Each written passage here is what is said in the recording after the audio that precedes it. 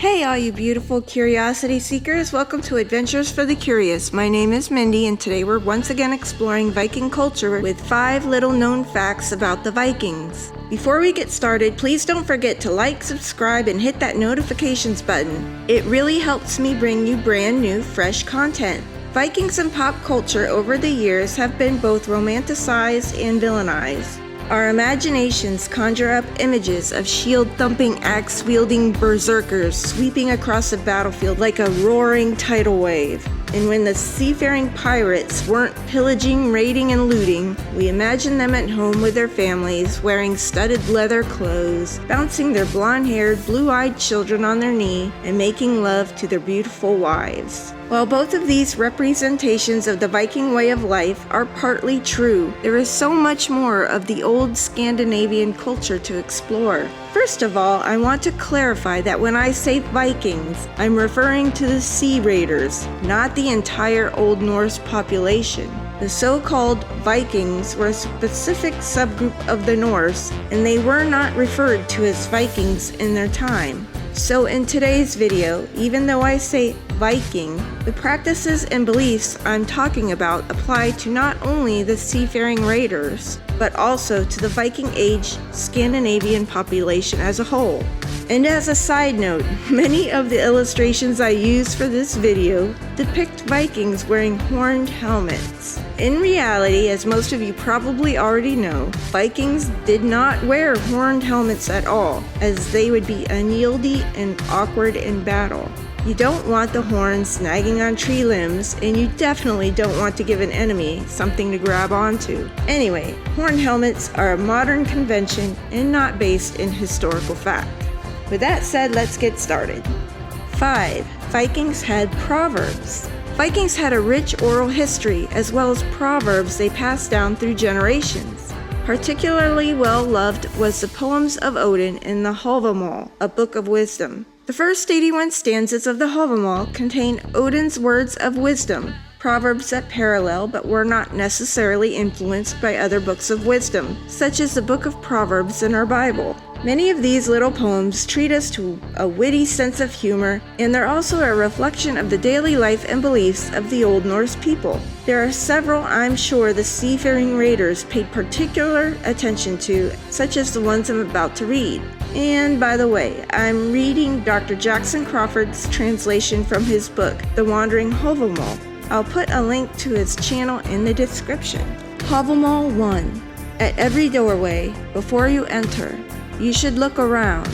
You should take a good look around, for you never know where your enemies might be seated within. And then we have Havamal 15. A noble man should be silent, thoughtful, and bold in battle, but every man should also be cheerful and happy till the inevitable day of death. And lastly, Havamal 38. Never go even a single step without a weapon at your side. You never know when you might find yourself in need of a spear. And then we have a couple of my favorites. And remember, the slides don't exactly compare with the translation I'm reading from, so just go with it. Havamal 29. You will say plenty of nothing with all your talking if you never close your mouth. A hasty tongue, unless it's disciplined, will often earn its owner punishment. Okay, and then we have Havamal 76. Cows die, family die. You will die in the same way. But a good reputation never dies for the one who earns it well. 4. The Vikings loved nicknames. People were often nicknamed for their appearance or characteristics. For example, Ragnar, the semi-legendary figure the History Channel based its series Vikings on, was called Ragnar Lothbrok. Viking Age people didn't have surnames as we do today. He had, however, acquired the nickname of Lothbrok. Lothbrok literally meant hairy breeches, and that immediately gives us a picture in our minds of what he preferred to wear.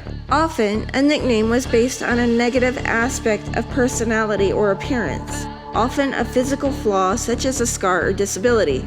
In the Viking culture, physical flaws were regarded as a negative aspect of the person, even if they received the flaw honorably, such as a scar from battle. In the minds of Vikings, physical flaws of any kind subtracted from the value of the person. Ironically, most of the gods they worshipped had physical flaws that would be viewed negatively in mortal men. For example, Odin had just one eye, Thor had shrapnel in his head, and Tyr had only one hand. If they were mortal men, they would have been viewed as less of a person. 3. It was against the law to write a love poem. The penalty for writing a love poem to a woman was death or exile. Yes, you heard that right. You could be sentenced to death for writing a love poem to a woman you love. The idea behind it was that if a woman, I shouldn't really say woman, but a girl still under the care of her father, read the poem and fell in love, it would make it hard for that girl's father to wed her to someone else. And back then, marriages were often prearranged. Good thing that law doesn't still exist, because Shakespeare would have been dead before his writing career ever began. 2. The Old Norse did, in fact, have a word for blue. There's a common misconception that Viking Age people didn't have a word for the color blue. The misconception comes from a Norse poem that describes ravens as being blue instead of black. So some people have said that the Norse word blau is actually another word for black, which would be svarter. However, the Norse poets weren't wrong calling ravens blue. If you look closely, ravens do have a blue sheen. And lastly, we had come to number 1. The Vikings believed in zombies. The word they used for these terrifying creatures was afterganga, which meant afterwalker, and these afterwalkers share some characteristics of our contemporary perception of zombies and vampires. Some ways a man could become an afterwalker were dying in their house instead of outdoors, dying while disappointed in their son, dying with their eyes open, or dying sitting upright. Some of these afterwalkers had some strange behaviors once they returned from the dead. They would often be seen riding cattle for some unknown reason, or terrifying and killing cattle in general, or, strangely enough, riding on the roofs of houses. I don't know where they were trying to go riding on the top of a stationary structure, but I guess they thought they were going somewhere in their undead minds. I hope you all enjoyed today's content on Adventures for the Curious. Do you have any questions about people during the Viking Age?